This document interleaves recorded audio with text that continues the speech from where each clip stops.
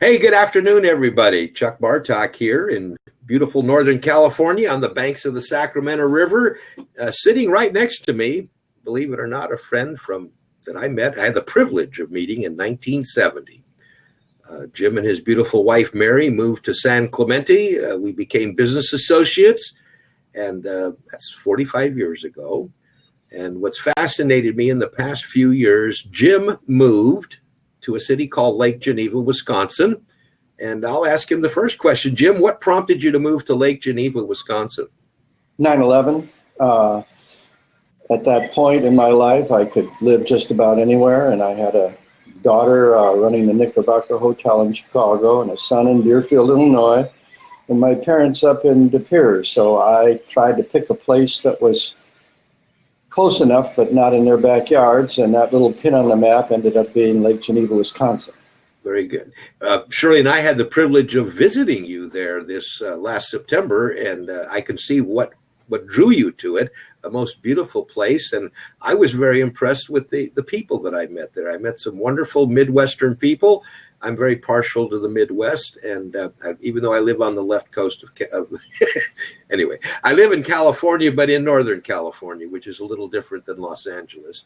Jim, you did something that fascinated me. We got back together again about 4 years ago. What did you do that's really strange in today's day?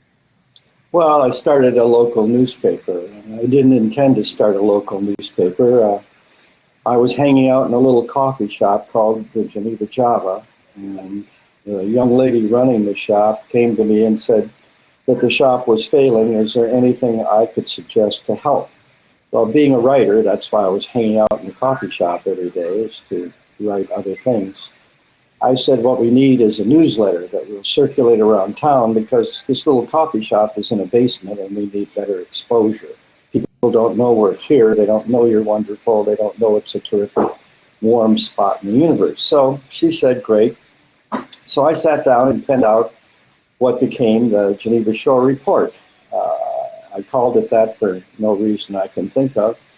And I wrote about local events and what was going on around the lake and the way I saw it, one page, and then with her picture on it and her place, and I passed it around town. And the next day I came into the coffee shop, and she informed me that her friends and relatives had indicated that the things I had to say were too controversial and that she could no longer support it.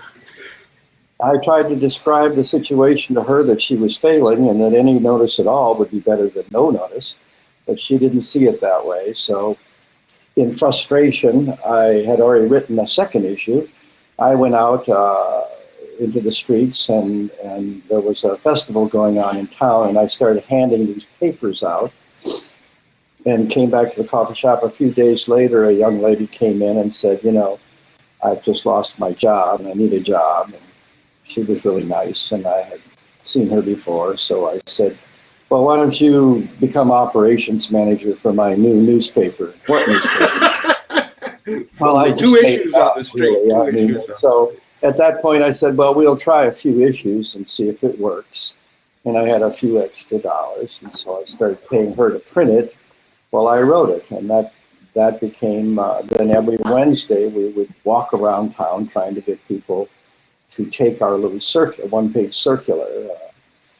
And it was fairly controversial at the time, mostly because of the humor. I was reporting on lake temperatures, what kind of fish were down there, how far it was you were going to fall from the pier down to the water, that sort of thing, how wide the boats were, who were going around there, who owned them, and that. And then as this evolved slowly but surely, we figured out that the businesses would allow us to put little stacks of the papers there.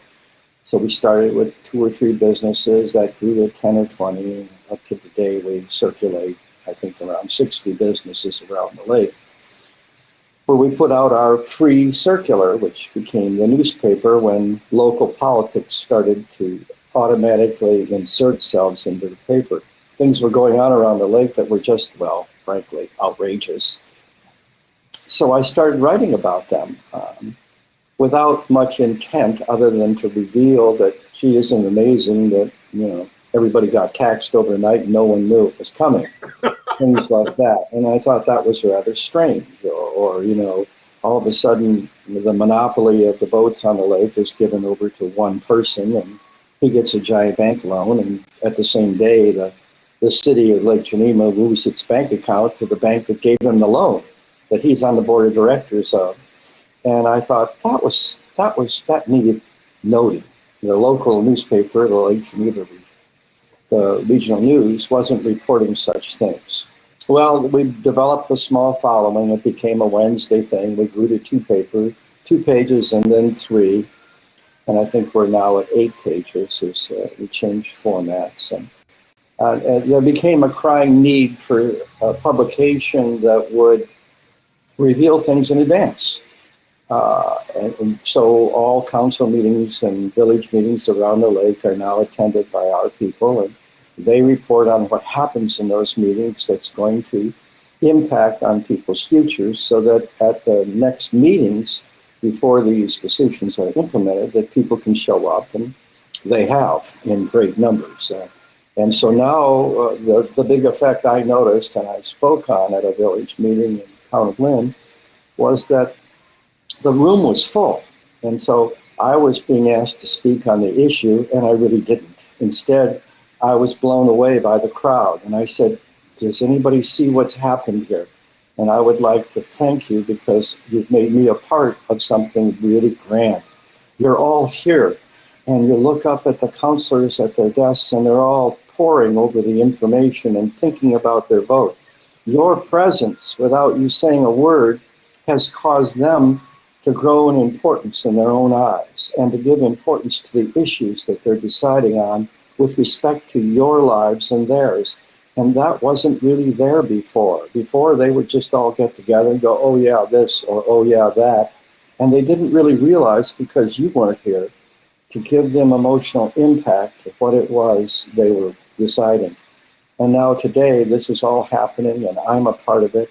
And it's like an accidental series of events that's led me down the shoals of life to arrive at 4 years and 4 months later as the head of an outfit that actually has a bigger payroll than the Lake Geneva Regional News, but is more quietly delivered and accepted. And on the internet, we're as popular as the regional news, but we're just this small local little outfit that rushes out.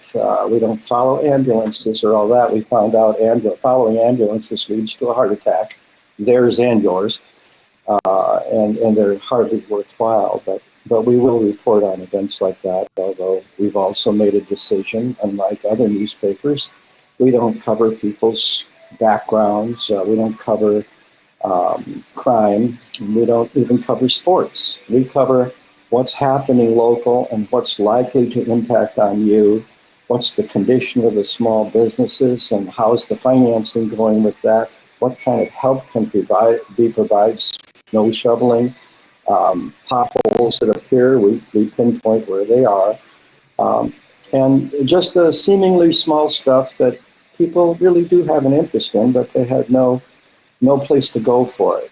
And so, yeah.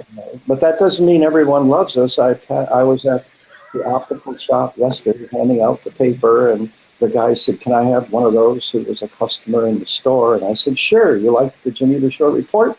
And he said, hell no, but I read the damn thing, give it to me. So I did, and I basically was ready to tell him that I only hand the paper out, I don't really write it. But I didn't have to do that. And I like it. This history and story, Jim, I mean, I've told our audience, you and I have known each other for 45 years. When we both lived in a very, at that time, small community in Southern California named San Clemente, we both were active in our community in many ways. And we were young. We were, late 20s, early 30s. And that ability to be involved locally, at least it showed me that we as individuals can make an impact. Now, when you can surround yourself with others who are of like mind, or think maybe not in all respects the same, but have a common goal, build a boys club, clean up a lake, build a beach facility or whatever, it can be done. I can't impact Washington, D.C. as an individual, but I can impact Corning, California. You've proven it in Lake Geneva. And I want to share one aspect, and I'm surprised you didn't mention it. Was it about a year ago, you talked about you say that you're impacting locally, but in this case, you impacted more than locally, about the cell phone. Would you share with us the story about cell phone towers and what you think, or what we know, the Geneva Shore Report was impactful on? Well, you can impact what I've discovered in the last 4 years. I had no intention of impacting outside the local area.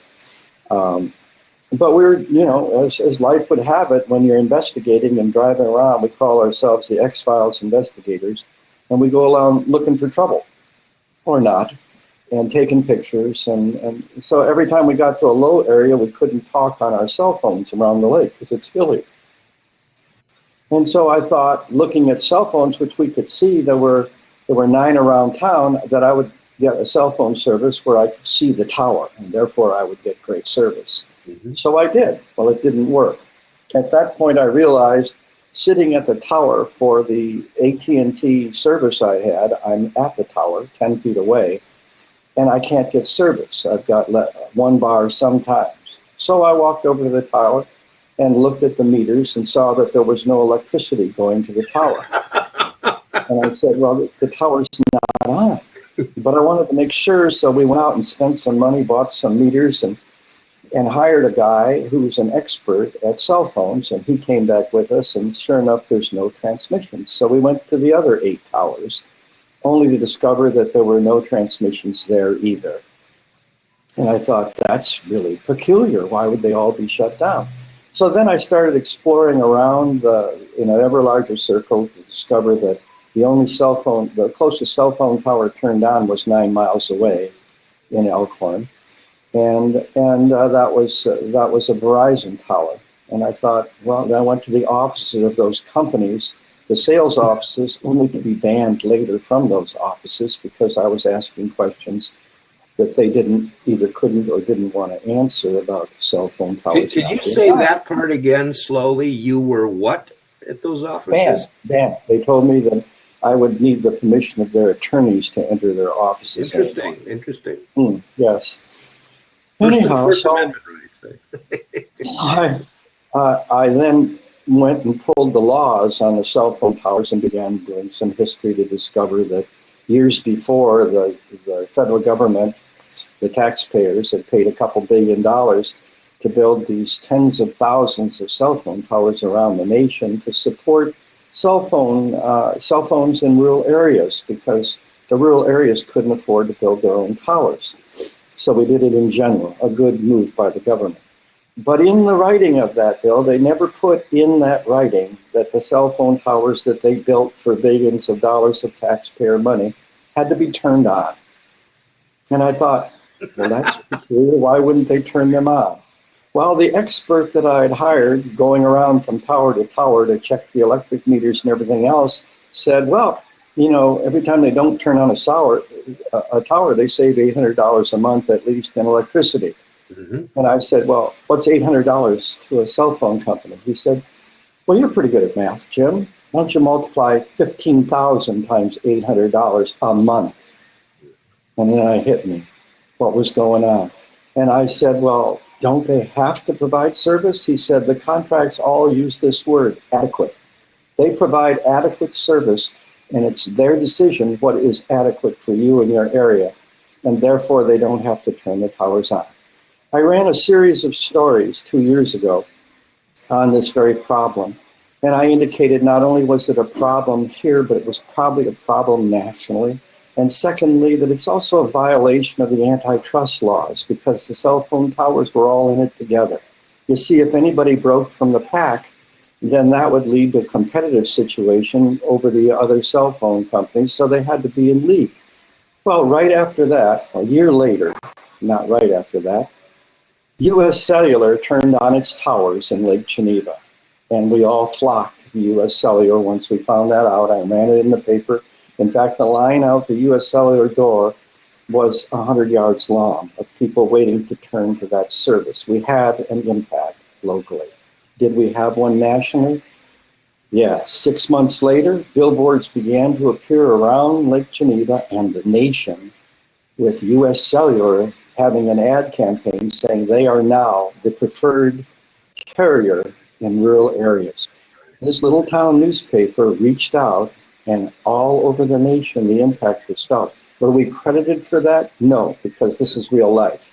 Credit gets taken by others, but we don't care, because around Lake Geneva, if you have a U.S. Cellular telephone, you can get service, and that's what we were after.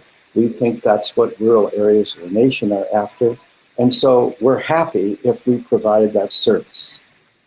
You know, you just said, were you credited?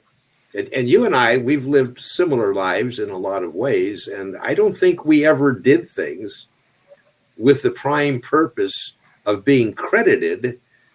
We were motivated, and many of our friends were the same, for getting the job done. And people listening to this today, tomorrow, in the future, you have a global mind because you've been privileged, or had the privilege, if you want to call it that, of spending time globally. And the same problems that you witnessed in Lake Geneva, a very nice community, much more eloquent than where I live, in Corning, California, great town, nothing like Lake Geneva. You have seen similar problems. I know you mentioned a few days ago that you were in Hawaii, not a few days ago, but we talked about your trip to Hawaii, and you saw and discussed with residents some minor problems in a local community that the local government was responsible for, but could be mitigated very easily. And you were actually asked at that time to possibly franchise your newspaper to Hawaii, which of course would be a very difficult thing unless we got up and moved there. It was on Kauai, and I'd gone to Haleiwa, and they had a village meeting there, and I went there as a joke because I had a bunch of old GSRs, Geneva Short Reports, in my briefcase when I was traveling, and I didn't know it. So I dragged those out, and I thought, well, heck, I'll go see how their village meeting is out here, and I'll I'll get rid of these GSRs and see what people think. It's fun, because you usually get comments with our paper.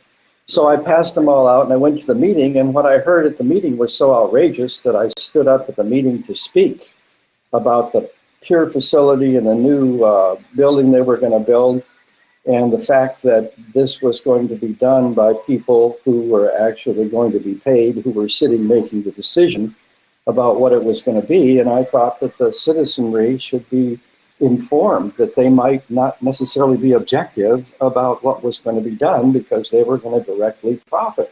And that although it can be legal, it needs to be looked at with a discerning eye so that you make sure that you know where the money's going. A lot of it's about the money. And so when I got done, I was done. I left the meeting, and I was going back to my hotel when people came out of the meeting and chased me down and said, who are you? I said, well, I'm from Lake Geneva. Well, what's this paper? And I explained what it was and what had happened in Lake Geneva and the surrounding area that motivates the production of the paper. And they said, well, can you do that here? I said, well, I don't live here. I live in Lake Geneva, and you would need someone here that was of the same bent and possible capability, and also generosity. The Geneva Shore Report is not free to put out. It's free to receive, but it's done as a community service. And that is an expensive proposition that most people are not going to pay $6,000 a month to put out a weekly circular because it's the right thing to do. You see, doing the right thing isn't necessarily what society functions on. Doing the survival thing is what survival is all about. And lots of times that's in conflict with what we might think of as doing the right thing. And so somewhere in there, we try to make the Geneva Shore Report doing the right thing as best we can, but never forgetting that all news is an opinion. All video is an opinion of what actually happened in front of you, because You aren't just seeing the video, you're seeing an overwrite of people speaking about it. It's interesting, and with Jim. That in mind, I left Kauai without getting lynched.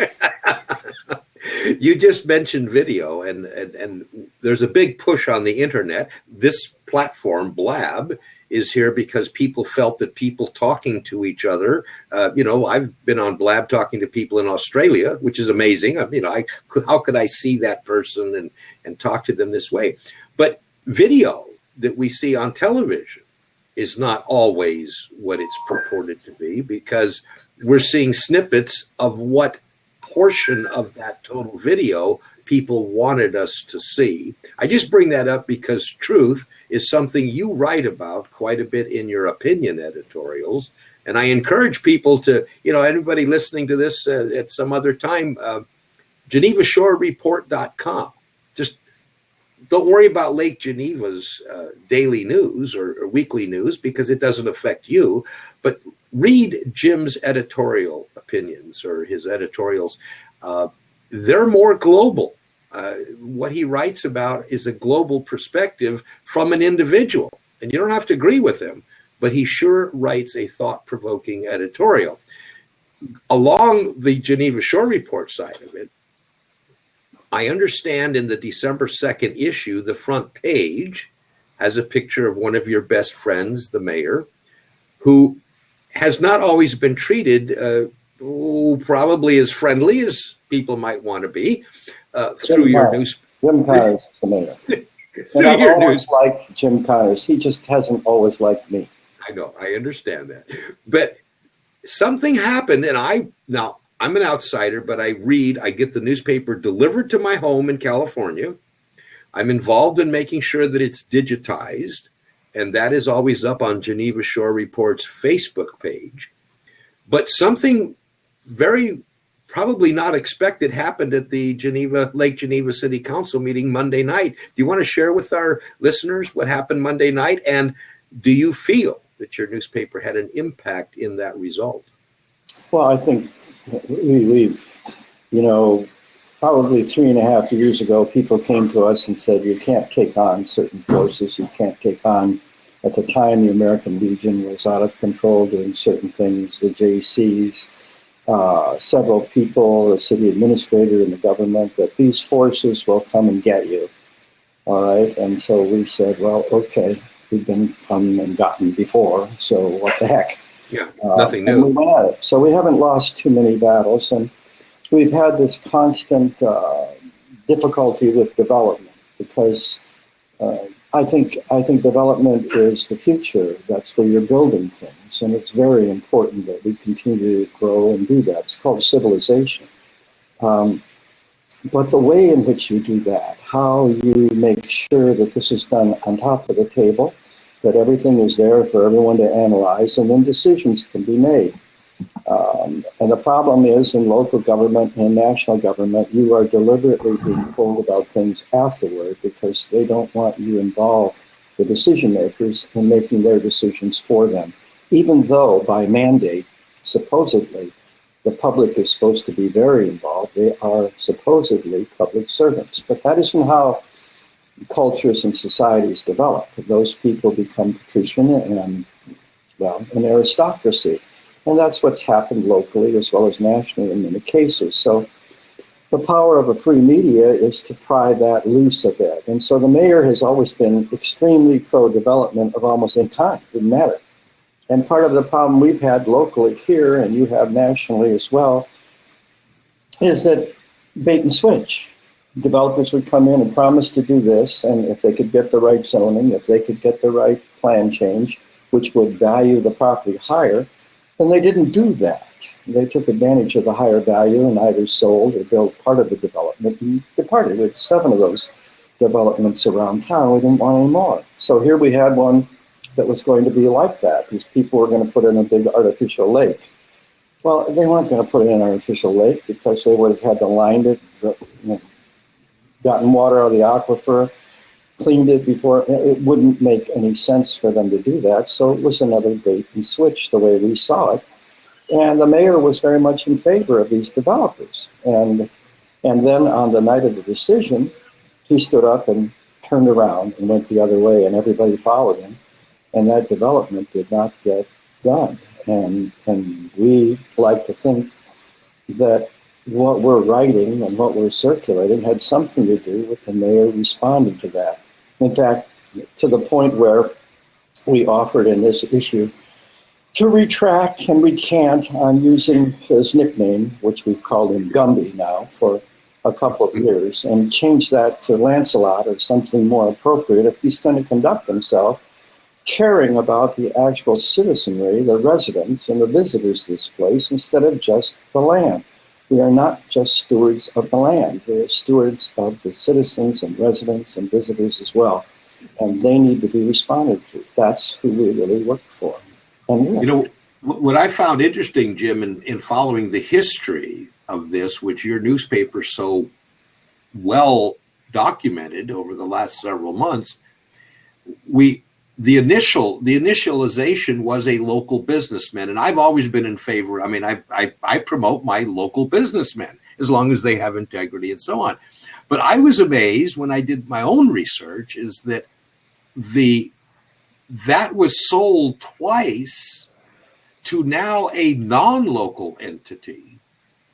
If that's the same one I'm thinking about, it's a different but don't go in the wrong direction. There's nothing wrong with non-local entities. I mean, I understand. That's competition.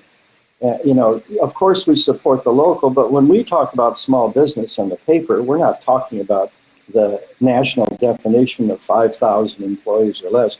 We're talking about shops that have 1 or 2 employees and mom and pop and running the store and the struggle of that, and yet the vital importance and the vibrance that these small businesses have in your community. And when you're missing a few of these businesses, it's like missing a few front teeth. Right. Your community is devastatingly affected, although people may not know why it's so affected. We do. And so we think it's incumbent upon city leadership to take care of these businesses and business people and make sure the vibrance, the breathing, beating heart of the community where people circulate and go. I mean, the coffee shops are important. The little shops where people buy clothing and necessities of all kinds are important. Big boxes, well, they've been a boon in their own way. But the way they've gone about doing business hasn't been helpful to our nation that much because they've drawn people to foreign products made in China. And they've drawn them away from the city centers so that the heartbeat of the city ends up splayed across a landscape that's Walgreens on one corner, Walmart on another corner, traffic signals and gas stations. And that's why you come back from Europe, the backwoods of France, and you have a hangover when you get back to America and travel a strip center drive down through, I don't know, any one of these, Abilene, Texas, or one of these towns. And you don't see things of beauty. You don't see things that attract you. You see things you might need to do, but what about the ambiance? What about the art? What about the thinking?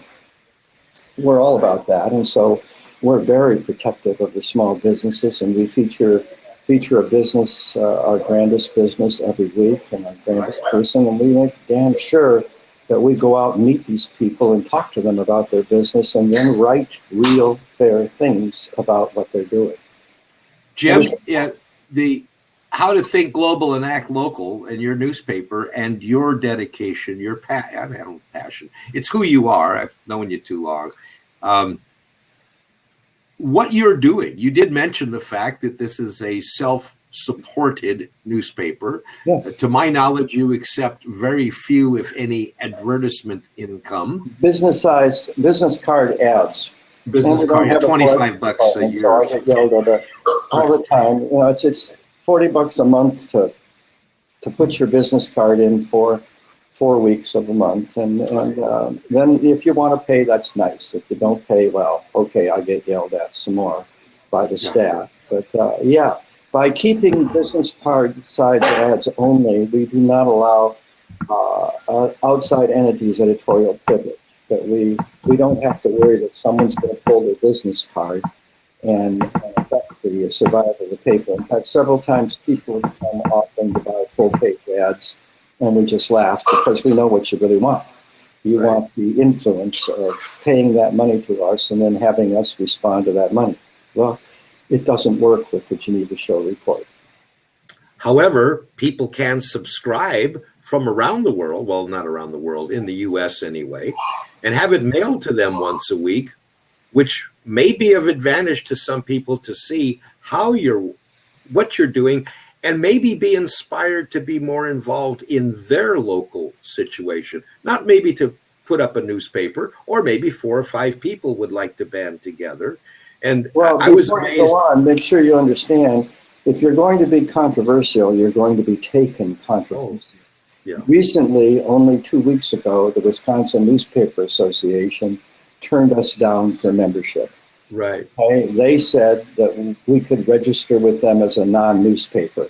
Yeah. The truth is, the establishment, for the most part, even in the newspaper industry, is afraid of little publications like ours, especially if we're not driven by advertising and car dealerships and the alcohol industry or energy or any of that, because we're out of control. Right. And that same positive that the people may feel who are that core that love reading about that, that's a big negative to the forces that drive big industry and money in many cases. Not all, but in many. And so get ready for some, disappointment when you encounter these organizations.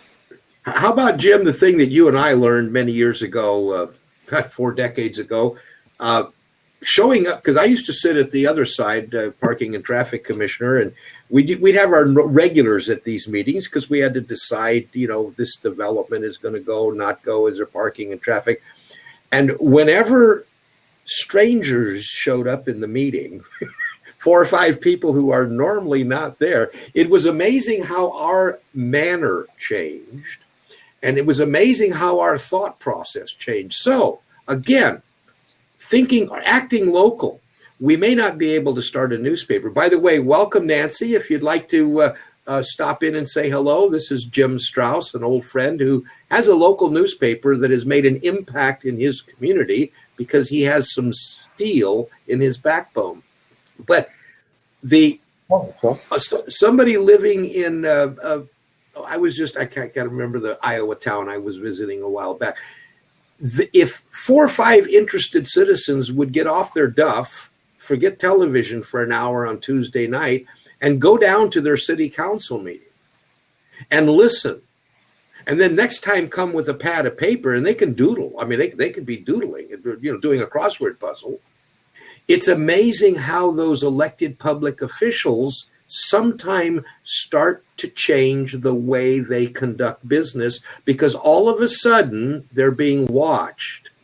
And I'm not saying they're dishonest people. I'm not saying they're bad people. But, if things are going your way all the time without anybody monitoring you, it's very easy in politics, as you and I both know, to kind of make things happen that may not be to the benefit of everybody. Nerthus, that's Nancy, I believe, Nancy Hill.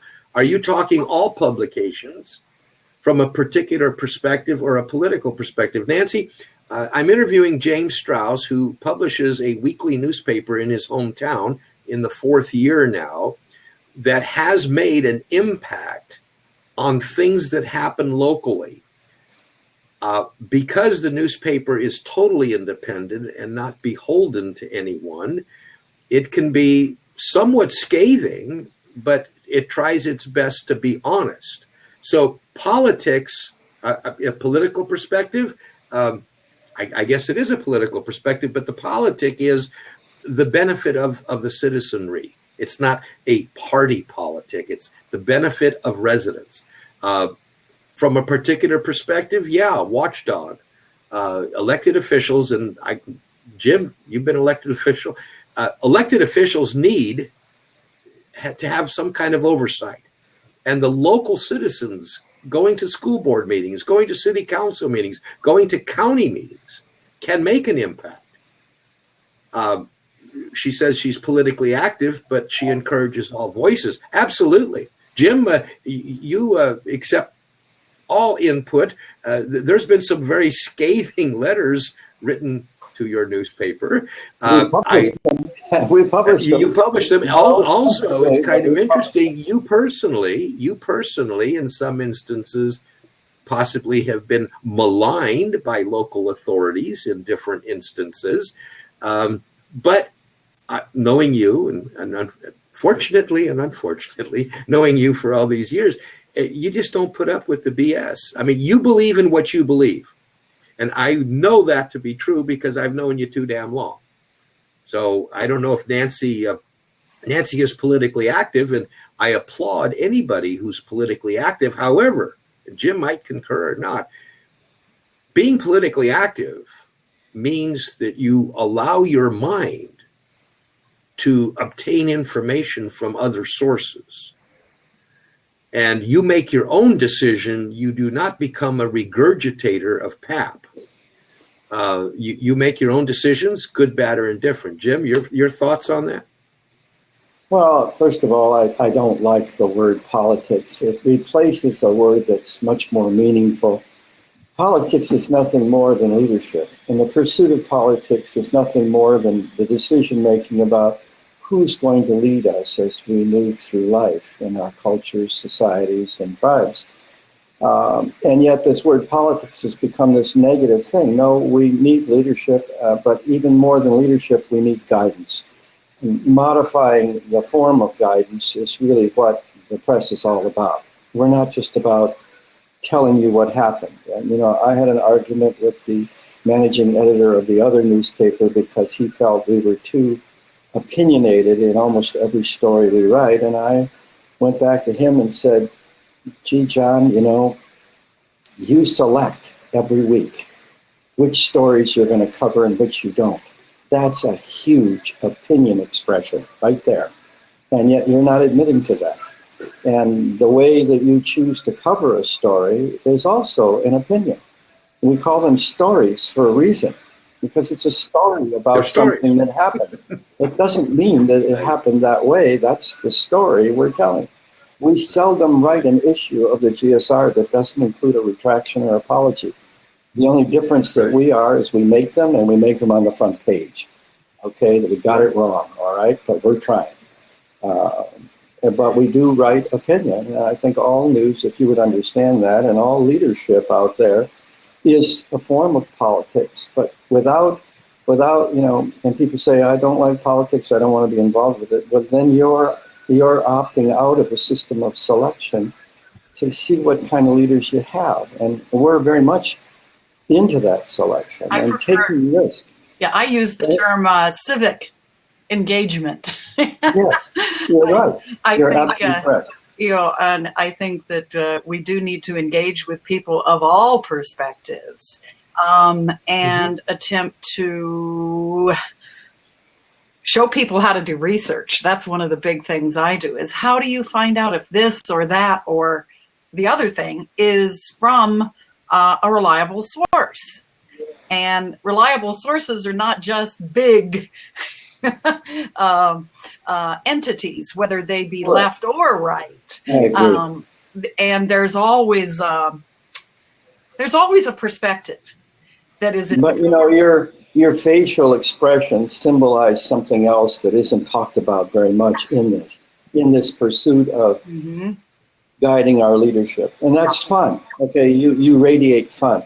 You've got to be able to have fun at this. Believe it or not, if you go to this super boring meeting, it's really entertaining to see, let alone what they're saying, but what they're wearing.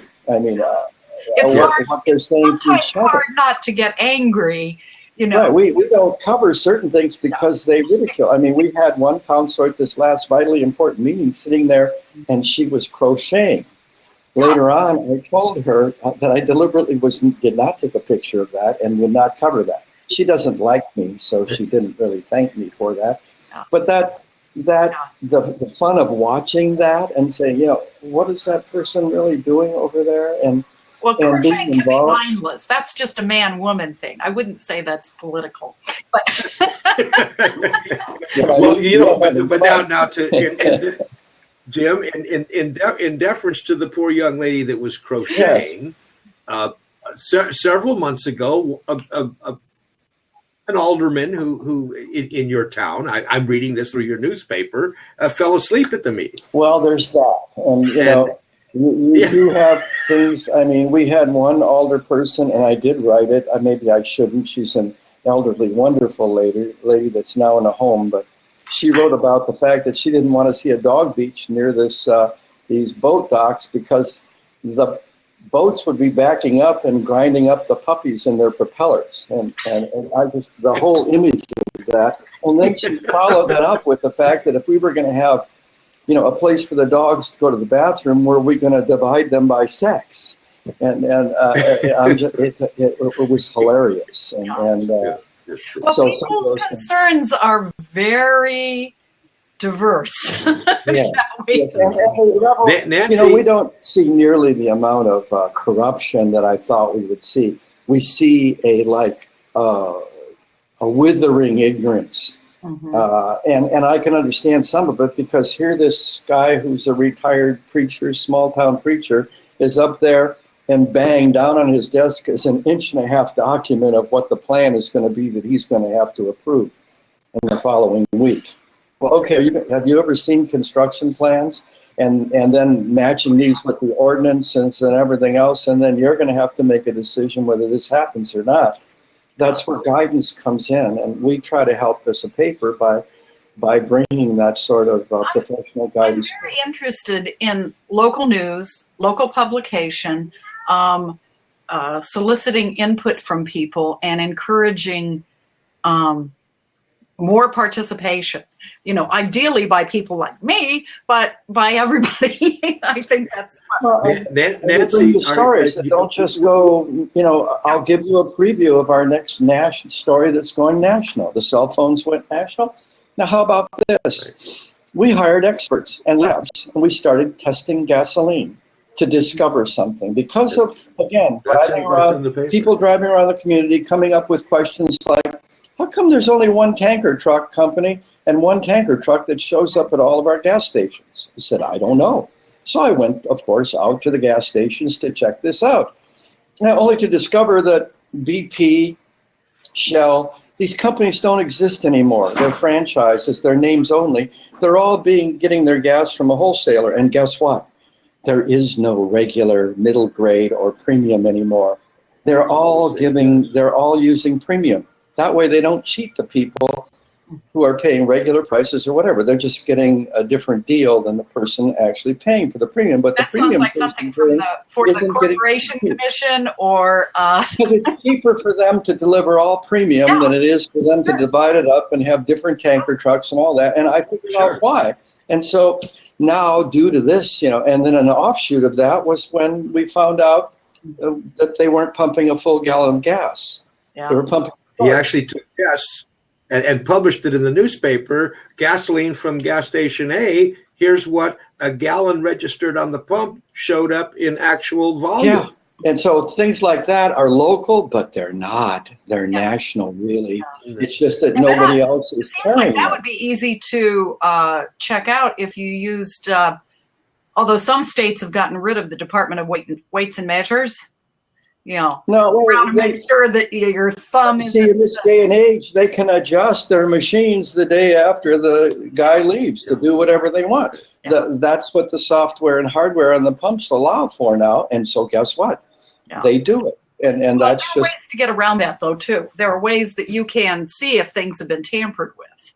If code is... Well, yes and no. Depending, you know, if they want. Also remember what the penalty is. The penalty for them not pumping you a full gallon to be caught is $500. Yeah. The penalty for you driving away from a gas pump without paying for it in Wisconsin is a felony. Yeah. Okay. The differential is huge. And so can they afford to pay $500 penalties all day long? But can they afford to lose all their customers if that information becomes public? That's why it's hard for me to go buy gas right now. Yeah. In other words, Jim has to get another vehicle to go buy gas for one vehicle. Nancy, where do you live? Tucson, Arizona. Oh. Tucson, a great town. I just was by there when I left Jim in Lake Geneva. We came home I-10 and spent some time in Tucson. I actually, years ago, I used to go to Agua Prieta way too often. and I had some carrots down at that end of the country. But Nancy, the reason this is our first blab. Okay, well, you're doing great. And thank you. And I just want to, the reason we want to interview this is we were going to just do a telephone interview. And I said, Jim, let's try blab. It took us an hour to get this crap. Oh, I know. He's lying. It took me the one I was supposed to be on didn't work for whoever was right. So.